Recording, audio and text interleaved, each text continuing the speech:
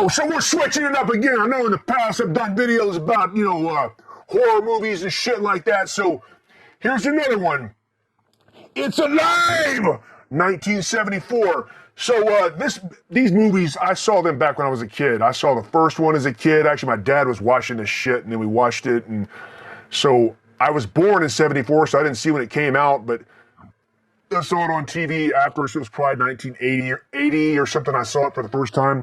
It's Alive, the little fucking mutant baby creature. Oh, I'm about to throw up. God damn it. That little mutant baby creature, woman's taking this fucking experimental contraceptive, and then she ends up getting pregnant, and it's a fucking deformed creature. It's a good movie. I think it's pretty good. They had three of them, and they remade it too in the 90s or something. I've never even seen the remake. I'm sure it fucking is trash. But the first one's fucking good. I mean, it's a good movie. 1974, it's pretty impressive. When it first came out, it didn't make shit, but then in 77, they reissued it, and then they had all new advertisement for it, and they made a pretty good fucking profit. It was a $500,000 movie, and they made over $7 million on it. $500,000 to $7 million, so pretty fucking good. And it was cool, it had a good cast on it. It's got John P. Ryan, who, when I think about him, he's been on a ton of movies, character actor. You see him, you know who it is, but he's the dad on this movie. But for me, every time I think about him, I think about this movie, and I think about Death Wish 4, The Crackdown. He's the fucking guy that orchestrates the whole thing of Charles Bronson, Paul Kersey going and killing both rival drug cartel organizations. But John P. Ryan is on there.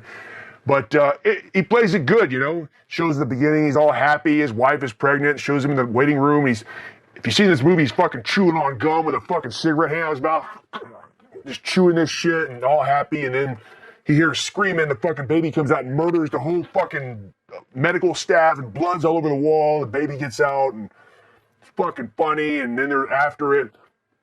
The thing about it, though, they show the creature very sparingly. They don't show it a whole lot, just like little flashes of it. And I think they should have showed it more, honestly, because Rick Baker did the special effects, who've gone on to make all kinds of classic special practical effects in movies. Rick Baker, one of his early movies, and there's some shots of it where it's just very still, like the scene where in the basement where the dad shoots it, and it looks fake as hell. They show it this stiff, and it moves. You can tell it's a little fucking stiff, just a rubber piece of shit. Or they're in the sewers looking for it, and you see it moving around, it looks fake. But there are other scenes where there's like a little puppet where it shows it moving in the mouth.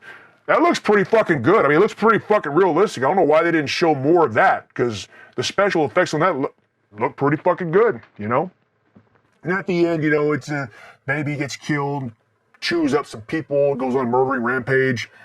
But I like the movie. It had a lot of cool emotion to it. They did a sequel to it, which the sequels definitely don't live up to it. It's also, make sure I point out too, Larry Cohen, who wrote, and written it. Directed, written, and produced by Larry Cohen. Now, if you know him, everybody seen The Stuff? Great movie with Michael Moriarty, who we'll get back to him here in a little bit, but The Stuff about that fucking goddamn yogurt that's turning people into fucking zombies and shit. Great movie. Q, the Winged Serpent, that fucking big Aztec demon lizard monster flying in New York, killing people. David Carradine, Richard Roundtree, and Michael Moriarty again. Michael Moriarty and Larry Cohen. Then It's Alive. He also did God Told Me To, which, if you've seen that too, it's a very bizarre movie. But he's had a great filmography. He did Black Caesar, cool movie. Q. What the fuck else did he do? He did Return to Salem's Lot, Maniac Cop.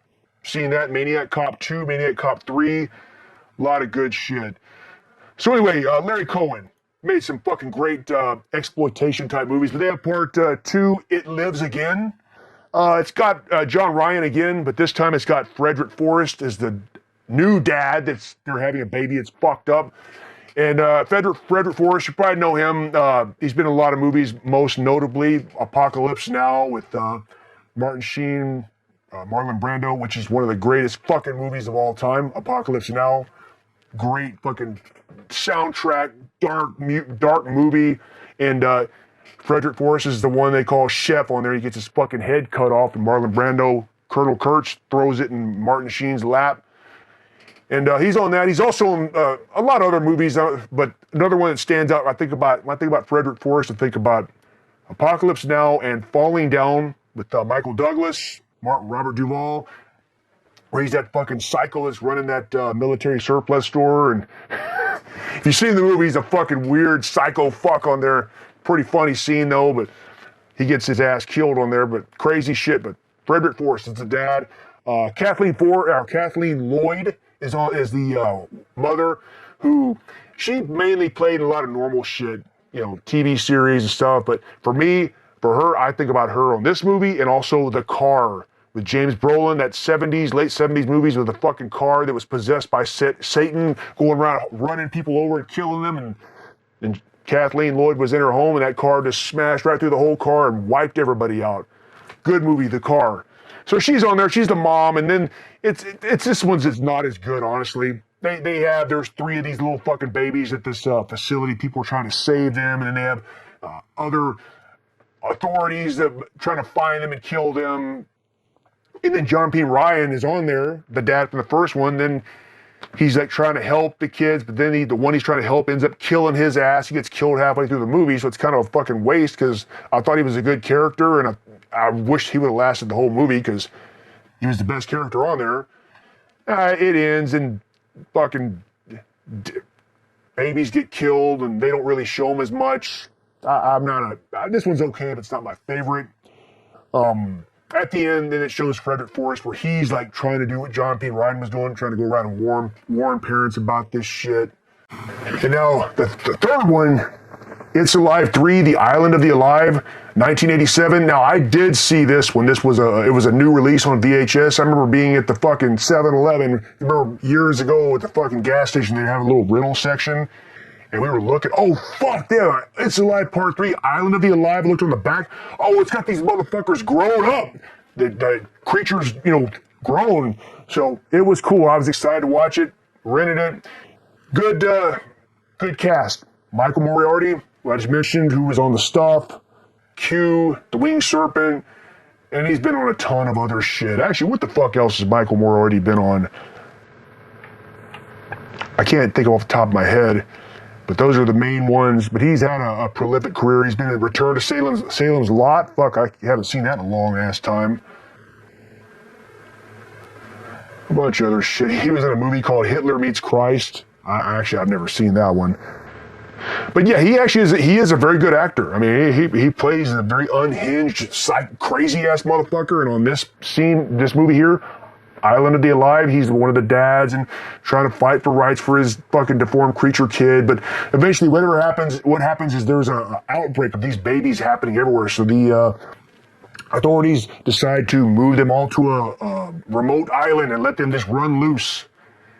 And it's funny that they end up going back to the island. Moriarty goes with them, and he's just being an unhinged, crazy-ass motherfucker. Also, Karen Black is on there, too. You know her. She's been in a lot of fucking crazy-ass horror movies. She was in the classic 70s Trilogy of Horror movie, which was great. Trilogy of Terror. Trilogy of Terror. Good movie. She was even on the House with 1,000 Corpses with that Rob Zombie bullshit. But she's been in a ton of other horror movies. So it's cool. They had a cool cast on there. And then she's the mom. She wants to have nothing to do with the dad anymore. And she's working at a fucking bar, which it's funny later on. One day you go in there, there's a fucking stand-up comedy going on. The next time you go in there, it's a fucking punk rock show playing. People were slam dancing. It's fucking hilarious, man. Crazy shit. And this is 87, so man, it was still good 80s punk rock going on. It was kind of at the end of it. Punk was really strong in the early 80s. The real punk, not this fucking pussy-ass shit now. That fuck off, fuck society kind of punk rock. But it was going on there, and then it's funny that it's by a boardwalk, and there's all a bunch of fucking just punk-looking people. It was always in the 80s, the bad guys were always like leather jackets and spikes and chains, always had that look. Anyway, they go to the fucking island with his team. Those little babies, or not babies, the grown alive creatures start killing everybody on there. They get in the boat and try to get away, and they're all dead. And actually also, too, the cop from the first movie, I forget the actor's name because all I know him from is on these Island of the Alive movies. He's on all three of them. The cop. The fuck is his name? Because I don't fucking matter. But yeah, he's on here too, and he's one of the ones that goes on the island. But they all get killed. Moriarty escapes, gets on a boat, and a bunch of those grown-up creatures are on there, and they end up getting on the boat and going back to the docks. And they have this, they can sense how to find his mom, and they go to that little area with the boardwalk where she's working at that fucking punk rock sleaze bar. And then a big fight breaks out. A bunch of punks are trying to attack some woman or some shit, and then the creatures intervene, and a bunch of crazy shit happens. It's good. As far as for me, for the trilogy, the first one's the best. The third one's worth watching. The second one's kind of boring. The third one's funny. It's just absurd. Those creatures look fucked up. They look real cheap looking, but it's okay. I like that kind of shit. I like cheap ass looking practical effects. But the effects on the first one, especially the puppet of the creature moving, they show it real quick. It looks pretty fucking good. I don't know. Y'all seen fucking It's Alive? I'll be doing, sporadically doing other horror movie shit here as well, but it's mostly talking about music here. But anyway, yeah, let's get off this motherfucker.